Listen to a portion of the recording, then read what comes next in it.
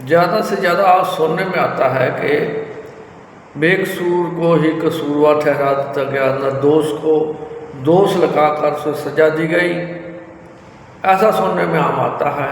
और लोग भी कहते हैं हम बेकसूर होते, हमें सज़ा मिल गई। परंतु शास्त्र और ग्रंथ नहीं मानते कि बेकसूर को सज़ा मिली।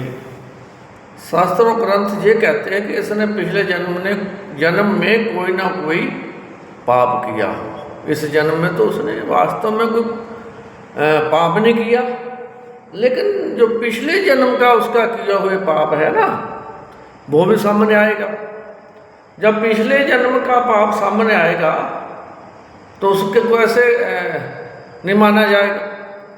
जैसे भीष्म पितामह के बारे में आपने सुना होगा कि भीष्म पितामह जी ने पिछले जन्म में एक सांप को जो रास्ते में से अधमरे को उठा करके कीकर के बाबुल के पेड़ पे गिरा दिया था और वो कांटे में चुभे थे। तो ऐसे ही एक कथा मैं इसके संबंध में सुनाता हूँ कि कई बार हम भजन करते हैं, पाठ में बैठते हैं, प्रभु का भजन करते हैं, लेकिन भजन में बैठकर हम ना सोचते हुए कोई पाप कर बैठते हैं, ना सोचते हुए है? एक तो भजन में बैठा और भजन में बैठकर भी हमारे से पाप हो जाता है। तो उस पाप की गाथा और पिछले जन्म में किए हुए कसूर की गाथा दोनों एक साथ सुनाता हूँ कि क्या हुआ कि एक राजा के घर में बेटा पैदा हुआ, बहुत सुंदर बेटा था, और कहीं से राजा ने एक तलवार खरीदी। राजा ने एक तलवार खरीदी और उस तलवार को ले आकर के रानी के सामने रख दिया और रानी को कहा कि इसको देखना मत, है ये तलवार बहुत अच्छी है और इसको कभी भी देखना ना। परंतु हुआ क्या कि उस राजा के जाने के बाद रानी ने जो तलवार उठाई और उसके हाथ से जो तलवार है वो फिसल पड़ी। तलवार फिसलते ही वो तलवार बच्चे की गर्दन में जा गिरी और झट से एक पलक के होते हुए उस बच्चे का सिर धड़ से अलग हो गया। कितना बड़ा अनर्थ हो गया, एक माँ के हाथ से बेटा मर गया। अब रानी ने सोचा ये कैसे मैंने अपराध कर दिया, मेरे हाथ से मेरा पुत्र मार गया। अब मेरे को एक तो प्रभु कि अगले जन्म में सजा तो देगा देगा, लेकिन इस जन्म में मुझे भी बहुत बुरा लगेगा, बहुत मारा होगा, मेरा तो जीवन बेकार हो गया। अब उसने क्या किया कि उस बच्चे की मृत शरीर को उठा करके जहाँ तुलसी का पेड़ था उसके पेड़ के नीचे दबा दिया। वहाँ हर रोज एक ब्राह्मण तुलसी के पत्ते तोड़ने के लिए आता था, मंदिर में अपनी पूजा करता था। जैसे ही वो ब्राह्मण उस पेड़ के पास गया और पत्ता तोड़ने लगा, रानी ने ऊपर से महल से खड़ करके आवाज़ लगा दी, देखो देखो इस बच्चे ने मेरे पुत्र को कत्ल करके, मेरे पुत्र को मार करके इस गड्ढे में दबा दिया है। अरे बाहर से बहुत जल्दी से राजमहल से सैनिक आए, उन्होंने उस ब्राह्मण को पकड़ लिया और ब्राह्मण भी उस राजमहल का एक मंदिर का पुजारी था, पकड़ लिया। अब जैसे ही पकड़ा ब्राह्मण हैरान हो गया कि मैंने कोई पाप नहीं किया। और तो रानी कहती, वो सिपाही पूछते कि हे रानी कहाँ है पंडित जी ने तो किसी बच्चे को मारा नहीं। कहते नहीं, इसने मारा नहीं, अब फिर तो इसने मारकर इसके नीचे गड्ढा खोल के दबा दिया, मुझे दिखाई दिया ऊपर राजमहल से। इसने पहले राजमहल में आया राजमहल में आते बच्चा चोरी किया, बच्चा चोरी करके इसने पंडित ने, इस ब्राह्मण ने इसको दबा दिया। वो सैनिक पूछते, रानी इसकी क्या दुश्मनी थी? कहती ये तो मुझे भी पता नहीं, क्या राजे से पुरानी दुश्मनी हो। ऐसा होता भी राजे ने डांट दिया हो, नौकर को डांट देते हैं, किसी को डांटते हैं तो बदला लेने की भावना मानी जाती है।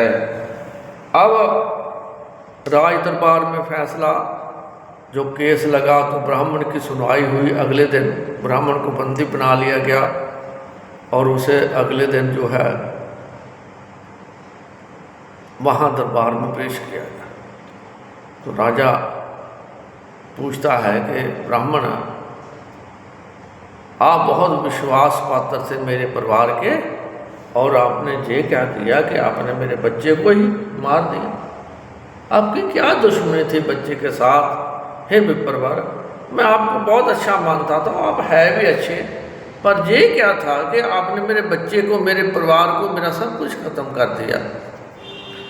तो वो विप्र बोला हाथ जोड़ के, हे महाराज, मैंने कोई गलती नहीं की, मेरा कोई भी ऐसा आपसे दुश्मनी नहीं है आज तक। और राजा कहता अब क्या करें, अब आप तो प्रत्यक्ष आपको पकड़ा गया है और आपको सजा होगी। तो राज दरबारियों ने कहा कि इस राजन के ब्राह्मण ने पता नहीं कौन से लालच में आके आपके बच्चे की हत्या कर दी, और अब इसको ये सजा दी जाए कि इसका एक हाथ काट दिया जाए। तो उसका हाथ काट दिया गया और उसको वहाँ से राजमहल की जो मंदिर की पूजा से वहाँ से उसको मुक्त कर दिया गया, उसकी छुट्टी कर दी गई, उसकी सेवा मुक्त कर दी गई और नौकरी से हटा दिया गया। वो ब्राह्मण अपने गुरु के पास गया, बड़ा दुख था। जैसे भी अपने गुरु के पास जाता है, गुरु से पूछता है, गुरुदेवा मैंने आज तक कोई गलती नहीं की ऐसी कि जिसकी सज़ा मुझे मिली हो। तो गुरुदेव ने ध्यान लगाया, गुरु ने देखा कि हे ब्राह्मण, तू सही बोल रहा है, इस जन्म में तूने कोई गलती नहीं की, लेकिन जो पिछले का जन्म था, जो पिछले जन्म में आप थे, उसकी गलती ही इस समय काम कर रही है, आपको उसकी सज़ा मिल रही है। तो बता पूछने लगा ब्राह्मण कि गुरुजी मेरी गलती क्या थी। तो गुरुदेव कहने लगे कि हे ब्राह्मण, पिछले जन्म में आप तपस्वी थे, बहुत पाठ पूजा करते थे, और एक बार क्या हुआ कि आप रास्ते में आश्रम में आप बैठे बैठे अपने चबूतरे पे भगवान का भजन कर रहे थे, भगवान का भजन करते थे, और आपके सामने से एक गाय निकली। गाय जो थी निकल करके जंगल को चली गई, और उसके पीछे आदमी आए, उसके हाथ में तलवार थी। तो वो पूछने लगा कि बाबा जी मेरी गाय देखी है। तो आपने सोचा कि भजन में बोलना नहीं चाहिए, राम राम जपना चाहिए, आप बोले नहीं, लेकिन आपने एक इशारा कर दिया कि इस तरफ गई है। अब जैसे ही वो कसाई जो था उस गाय के पीछे चला गया, उसने क्या किया, गाय को पकड़ा और उसकी गर्दन उतार दी। जब गाय की गर्दन उतर गई, गाय मर गई, तो गाय के मान ने कहा, हे कसाई, मैंने तेरा कुछ नहीं बिगाड़ा था, लेकिन आज मेरा जो गला काटा है और तेरा भी गला एक दिन काटा जाएगा, वो भी मेरे हाथों से, मैं भी बदला लूँगा। अब क्या हुआ, वो ही जो गाय थी वो अगले जन्म में जो थी रानी बनी, और वो ही कसाई था, वो रानी का बेटा बन गया है। और तुसी जो थे ब्राह्मण पूजा के लिए बन गए उसे गांव में। अब अचानक जो थी, जो तलवार गिरी रानी के हाथ से, तो बेटा मर गया। बेटा कौन था? पिछले जन्म में कसाई था, कसाई था बेटा, मर गया। और वो बेटा मरने से उसको पता चला कि आज गाय ने मेरी माँ बन के मेरे से बदला ले लिया है, और अब आपकी बारी आई। और आपने जो भजन बंदगी करते हुए अपना हाथ जो था वो जिस तरफ गाय गई थी उस तरफ को किया, तो क्या हुआ? आपको भी सजा मिल गई, आपका हाथ काट दिया गया। तो तब जाके आपको समझ आई कि मैं क्यों ना इस जन्म में वास्तव में, हे पंडित जी, आपने कोई दोष नहीं किया, कोई किसी का बुरा नहीं किया, लेकिन जो पिछले जन्म में आपने जो ये रास्ता दिखाया था साथ का कि इधर को गई है, और जैसे ये वो गाय की तरफ इशारा किया था, वैसे ही वो हाथ आपका काटा गया। एक निमित्त होता है। ये कथा, पुराने कथा, ग्रंथों की कथा समझाने के लिए होती है कि देखो, एक तो पाठ करते समय, जप करते हुए मन कहाँ होना चाहिए? मन जप में होना चाहिए। थोड़ी सी भी क्रिया अलग नहीं होनी चाहिए। हाथ के इशारे ने इतना बड़ा जो पाप का साक्षी भागीदार बना दिया। और जो कसाई था वो भी मारा गया बच्चा बन के, हैं?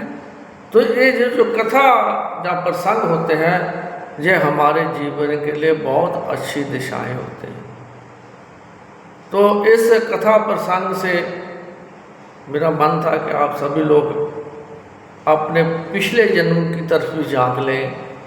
इस जन्म में तो अनेका पुण्य करते हैं, दान करते हैं, लेकिन कभी जब हम संकल्प देते हैं ना, कभी ये बात भी कहनी चाहिए, यह बात भी कहते हैं, हे भगवान, इस जन्म में क्या मैंने पिछले जन्म में कोई पाप किए हैं, वो भी मेरे माफ़ कर देना। मेरे बड़ वडेरों ने, मेरे पितरों ने कोई गलती की, उन्हें भी क्षमा कर देना, हे प्रभु।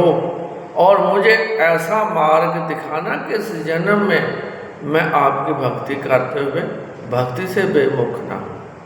87 साल की उम्र में बिरला जी ने इतना दान किया, करते रहे, तो उन्होंने एक शब्द बोला था कि जीवन में भजन सबसे ऊंची से सच्ची बात है, इसलिए भजन करो भाई, और निष्काम भजन, उसमें कोई कामना नहीं होनी चाहिए। तो भगवान की कृपा से आप मंगलमय हो, आपका जीवन अच्छा हो। हरि ओम।